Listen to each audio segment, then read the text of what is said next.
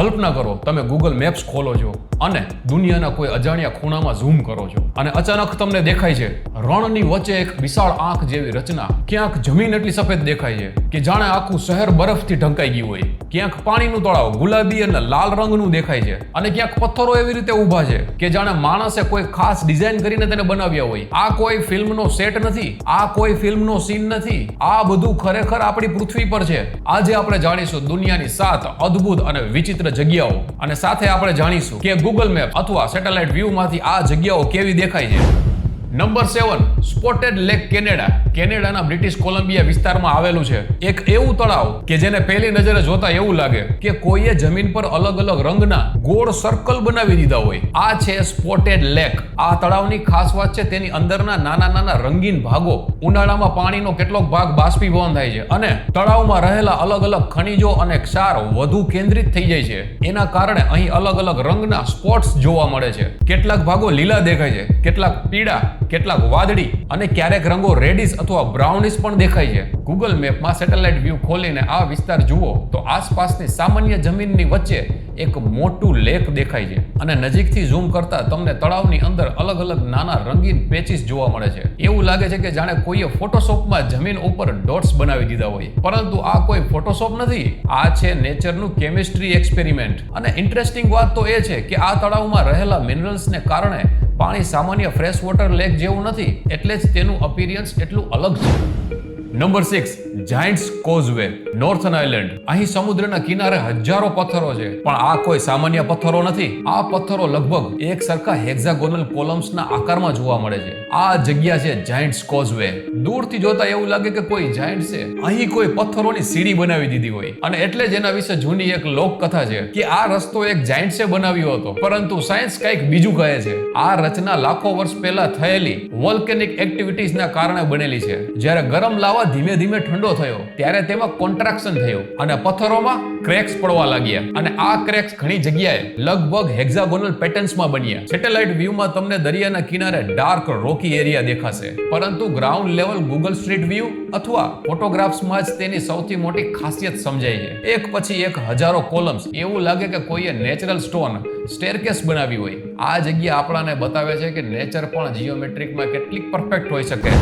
હવે આવીએ એવી જગ્યા પર કે જેને જોઈને તમને લાગશે કે આ કોઈ એલિયન પ્લેનેટનો ભાગ છે. આ છે લેક નેટ્રોન, ટાન્ઝેનિયામાં. આ લેકની સૌથી ઇન્ટરેસ્ટિંગ બાબત તેનો રંગ છે. કેટલાક સમય અને ચોક્કસ કન્ડિશનમાં તેનો રંગ રેડિશ અથવા પિંકિશ દેખાય છે. આ માટે લેકમાં રહેલા માઇક્રો ઓર્ગેનિઝમ અને હાઈ મિનરલ અને કોન્સન્ટ્રેશન જવાબદાર છે.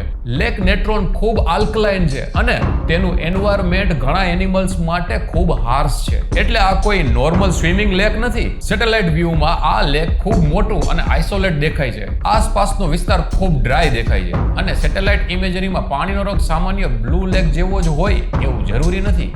ઘણીવાર રેડ, બ્રાઉન, ઓરેન્જ અથવા પિંકી સ્ટોન્સ જોવા મળી શકે છે.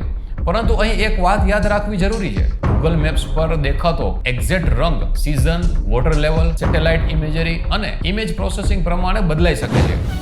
નંબર 4, દા કેદમ લેક, ચાઇના. હવે આપણે જઈએ ચાઇનાના કંગી પ્રોવન્સના વિશાળ અને રિમોટ વિસ્તાર તરફ. અહીં છે દા કેડમ લેક, જેને ઘણીવાર તેની મિનરલ રીચ અને ટર્કોઇઝ કલર્ડ એપિરિયન્સ માટે ઓળખવામાં આવે છે. આ વિસ્તારનું લેન્ડસ્કેપ જ અદ્ભુત છે. એક તરફ ડ્રાય ડેઝર્ટ, બીજી તરફ સોલ્ટ અને મિનરલ્સ રીચ લેક અને વચ્ચે અલગ અલગ શેડ્સમાં દેખાતું પાણી. કેટલીક જગ્યાએ પાણી ટર્કોઇઝ અને એમ્બરલ્ડ ગ્રીન જેવું લાગે છે. ગૂગલ મેપ્સમાં સેટેલાઇટ વ્યૂ ખોલો અને આ વિસ્તાર તરફ ઝૂમ કરો તો તમને સૌથી પહેલા જે વસ્તુ નોટિસ થશે એ છે આસપાસનો વાસ્ટ ડેઝર્ટ લેન્ડસ્કેપ. આવું લેન્ડસ્કેપ જોતા તમને ખરેખર પ્રશ્ન થાય, આ ચાઇના છે કે કોઈ બીજા પ્લેનેટની સેટેલાઇટ ઇમેજ?